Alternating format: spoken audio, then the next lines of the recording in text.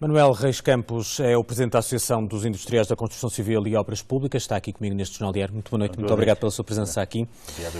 Para falar precisamente deste assunto do investimento que tem havido nas escolas, qual é o cenário que temos tido nos últimos anos?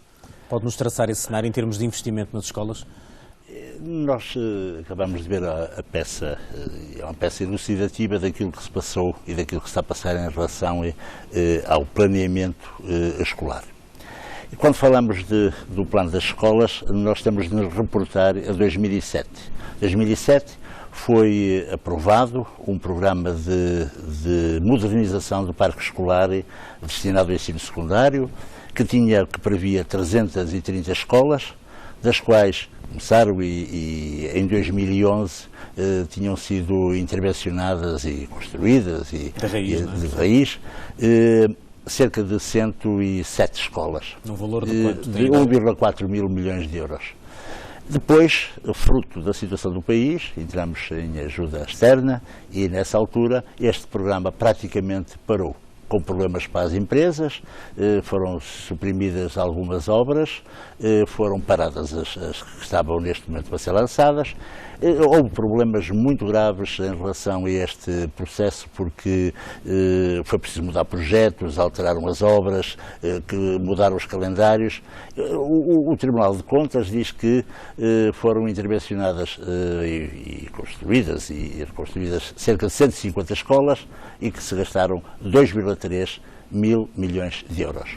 O que é que se passa depois disso? 2011 em diante, é isso? Depois de 2011 em diante, praticamente este programa ficou suspenso. As outras 200 escolas, 2/3 das escolas que estavam previstas, deixaram de ter qualquer avanço. Hoje, o parque escolar tem uma intervenção diminuta na questão das escolas. Do ano 2019, das 19 intervenções que existem neste momento para escolas, modernização, construção, das 19, 5 ou 4 são deles e o resto é das câmaras municipais.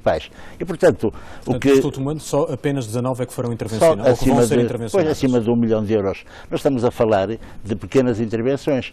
O Estado tentou, com fundos comunitários, neste período que mediou entre 2011 e 2019, tentou fazer algumas obras de requalificação, de arranjo, de manutenção, mas é sempre muito pouco. Estamos a falar de 200 milhões de euros. Comparado com o que tinha sido investido antes, não faz nenhum sentido. Hoje continuamos a ter uma necessidade grande, continuamos a ter hoje 6 mil alunos, digamos, em estabelecimentos ainda com coberturas em amianto. Nós estamos a falar de um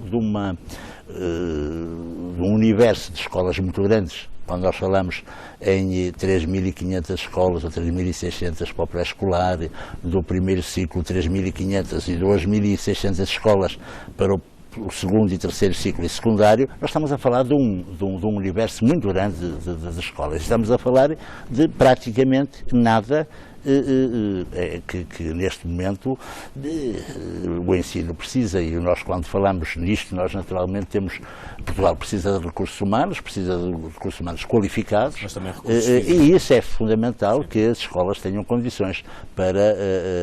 Mas acha que em algumas dessas intervenções, até o facto de algumas delas estamos a assistir a alguma suborçamentação que traz algumas dificuldades até para a própria adjudicação dos contratos, isso coloca em causa a qualidade da construção que é feita e dos materiais até que são usados, ou vai obrigar eventualmente mais tarde a intervenções novamente nesses mesmos estabelecimentos de ensino? O que se passou não tem nada a ver com as escolas, tem a ver com a construção em geral.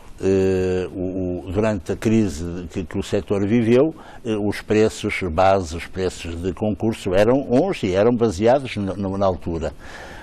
Passaram estes anos todos e nós hoje sabemos que a mão de obra subiu, nós hoje temos escassez de mão de obra grave, o setor precisa de 70 mil trabalhadores, nós o que sentimos é que há uma necessidade grande de mão de obra e a mão de obra aumentou e, portanto, os preços têm de ser, aquilo que nós dizemos, os concursos têm de ser com preços realistas, com preços reais de mercado.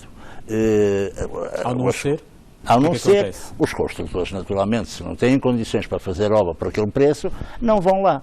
Quer dizer, e portanto o que acontece é que os concursos ficam desertos, depois tem de se perder tempo para lançar outra vez o concurso e andamos nisto até que as entidades públicas sintam que é preciso preços base. Em todo o mundo ou na Europa, os preços base são preços de referência, que são preços universais para o país, para qualquer dos países da Europa. Em Portugal não existe isso, cada dono de obra faz a sua base, o seu preço base e apresentam como sendo o valor da obra.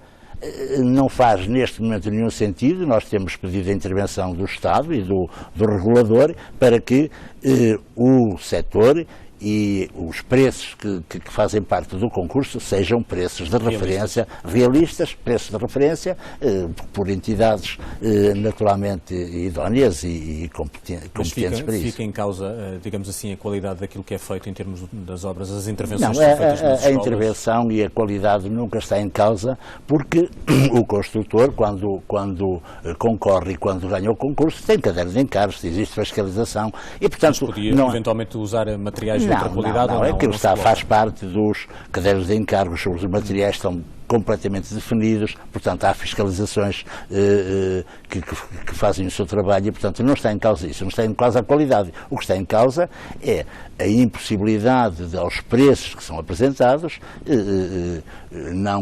não ser possível construir nessas condições. Isso é a única coisa que existe. O cenário, rapidamente para terminarmos, o cenário que estamos a viver ao nível das escolas e do investimento que é feito nas escolas, que impacto é que tem no próprio setor da construção civil?